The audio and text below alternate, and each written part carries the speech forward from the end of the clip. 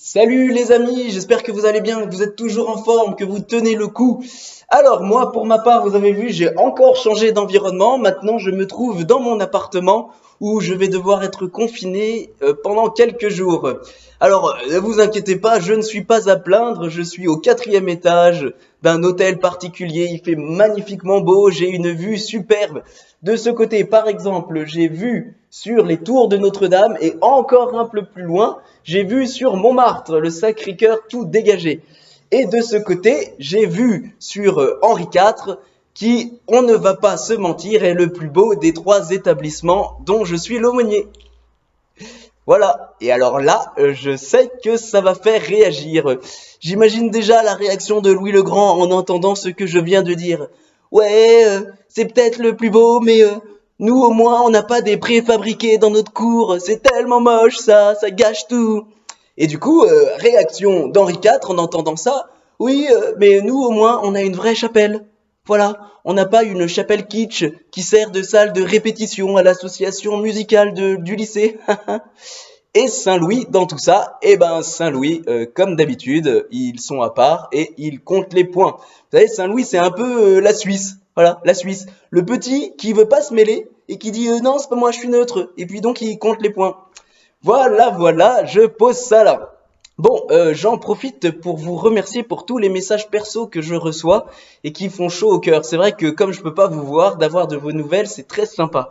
Par exemple, il y en a un qui me disait que finalement cette situation n'était pas désagréable puisque du coup ça lui permettait de bien dormir la nuit. Il dormait jusqu'à 9 heures de sommeil par nuit.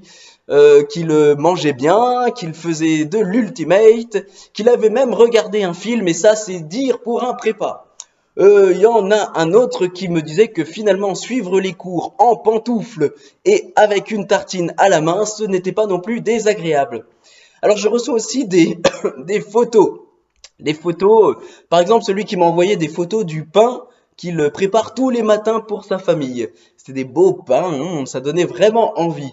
Sinon il y a aussi les photos de ceux qui faisaient un tarot. Voilà, ils avaient des bonnes têtes de vainqueurs. On se disait, wow, bah dis donc, ils sont pas du tout en prépa, eux.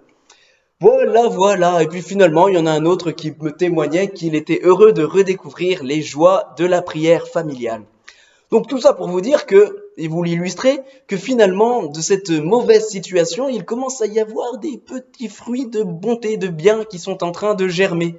Comme dirait Hegel, je le cite, je prends mon air inspiré, c'est face à l'angoisse de mort que l'homme redécouvre la valeur de la vie. Ou un truc dans le genre. Bon, si je fais cette petite phrase philosophique, c'est juste pour faire plaisir aux cagneux, parce que les cagneux, vous savez, ils sont un peu les victimes maltraitées, vous savez, les oubliés. Un peu, ils font souvent leur caliméro, genre, pourquoi vous nous charriez pas? Pourquoi il y en a que pour la flotte Saint-Louis? Que pourquoi il y en a que pour les chartes? Euh, euh, voilà, les caliméros. Alors, j'ai envie de leur dire, ça va, les amis, au lieu de vous plaindre, vous, amis cagneux, vous devriez être compatissants. Imaginez ces pauvres types-là qui font des maths, ces matheux qui font des maths, là, 10 heures, 12 heures par jour, ça leur lobotomise le cerveau, ils sont en train de perdre toute humanité. Maths, maths, maths. Vous avez de la chance. Alors c'est vrai que eux, ils auront certainement un emploi. C'est vrai que eux, ils auront très certainement une belle situation. C'est vrai que vous, très certainement, vous serez tous au chômage ou avoisinant. Mais vous, au moins, vous aurez la culture, vous aurez la littérature, vous aurez la philosophie, et ça vaut bien tout l'or du monde, n'est-ce pas? Voilà, voilà. Alors, pour l'évangile d'aujourd'hui est assez beau. C'est aussi un de mes préférés. Bon, vous allez dire que j'ai plein d'évangiles préférés, mais celui-là, je l'aime vraiment beaucoup. Et il illustre parfaitement un point de notre vie chrétienne. Alors, pour vous l'illustrer, j'aimerais vous l'introduire, j'aimerais vous raconter une histoire que je pense que certains d'entre vous m'ont déjà entendu la raconter, mais comme on dit, l'éducation est dans la répétition fixe la notion. Voilà, voilà. Donc, c'est l'histoire vraie d'un petit garçon de 8 ans environ qui, à l'approche de l'hiver, veut aider son papa à débarrasser tout ce qu'il y a dans le jardin. Donc, du coup, il réussit péniblement à entrer une chaise de jardin.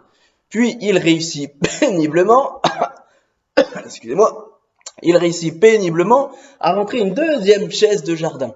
Et là, un peu revigouré par sa réussite, il se dit, je vais m'attaquer à cette immense plante de jardin. Parce que si on ne la rentre pas, elle va geler pendant l'hiver. Donc du coup, il y va et il pousse la plante de jardin et la plante ne bouge pas d'un centimètre. Alors il a une autre idée, il se dit, j'ai poussé, je vais donc tirer. Et donc il y va et il tire la plante de jardin. Et la plante ne bouge pas d'un centimètre. Alors du coup, il a une autre idée géniale. Il se dit, je vais aller chercher une corde dans ma chambre, je vais l'accrocher à la plante et je vais tirer de toutes mes forces. Et donc c'est ce qu'il fait. Il monte, il va chercher sa corde, il l'accroche à la plante et il tire de toutes ses forces. Et la plante ne bouge pas d'un centimètre. Finalement, désabusé, il va voir son papa et il lui dit, papa, j'ai fait tout ce que j'ai pu, mais je n'ai pas réussi à bouger la plante. Et son papa lui dit, non mon fils, avec son air très solennel, vous savez, l'air paternel qui va donner une parole de vie, non mon fils, tu n'as pas fait tout ce que tu as pu. Alors l'enfant réfléchit, bah si, j'ai poussé, j'ai tiré, j'ai même utilisé une corde, qu'est-ce que je n'ai pas fait? Non mon fils, tu n'as pas fait tout ce que tu as pu, tu n'as pas demandé de l'aide. Voilà les amis, vous savez que Dieu n'attend pas de nous que nous soyons des beaux gosses. Il attend de nous que nous soyons capables de lui demander de l'aide. Vous voyez, dans l'évangile d'aujourd'hui, c'est une des paraboles que Jésus raconte pour tous ceux qui, précise l'évangéliste, tous ceux qui se croyaient des beaux gosses. Et donc c'est la parabole du pharisien et du publicain qui vont au temple pour prier. Vous savez, le pharisien, il est là, il se présente devant Dieu et il lui dit, Seigneur, je te rends grâce parce que je suis un beau gosse. Je te rends grâce parce que je fais plein de bonnes choses. Je donne de l'argent aux pauvres, je m'occupe de la veuve et de l'orphelin, je vais faire mes prières régulièrement. Je suis vraiment un beau gosse. Je te rends grâce parce que je ne suis pas comme ce publicain. Et là, on sent tout le mépris dans cette phrase.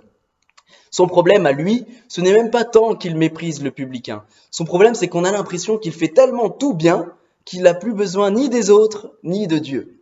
Alors que le publicain, lui, il n'a qu'une chose à faire.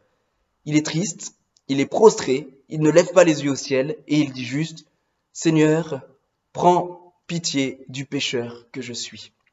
Viens me donner ton aide. » Et Jésus de dire « Celui qui, en rentrant chez lui, se retrouve justifié, c'est bien celui qui a demandé de l'aide. » Eh bien, voilà mes amis, la situation est claire. Nous sommes là, non pas pour être des beaux gosses, mais pour demander de l'aide au Seigneur. Vous savez bien, la situation dans laquelle nous sommes, elle est ce qu'elle est. Je ne sais pas combien de temps ça va durer, je ne sais pas combien de mauvaises nouvelles on va encore apprendre, mais ce que je sais, c'est que Dieu est présent à chacun d'entre nous et qu'il n'attend qu'une chose, c'est qu'on lui demande de l'aide. Eh bien, n'hésitez pas à demander de l'aide pour la révision de vos concours, demandez de l'aide pour avoir du courage et de l'ardeur à travailler, demandez de l'aide pour ne pas désespérer, demandez de l'aide et vous obtiendrez. Alors, je termine en disant une dernière phrase qui vous permettra de réfléchir. Une petite phrase à penser. Dieu n'appelle pas des beaux gosses. Il n'appelle pas des gens parfaits. Il rend beaux gosses, il rend parfaits ceux qu'il appelle. Je le redis pour les matheux qui comprennent pas toujours tout. Dieu n'appelle pas des gens parfaits. Il rend parfaits ceux qu'il appelle. Allez les amis, vive Jésus. Salut!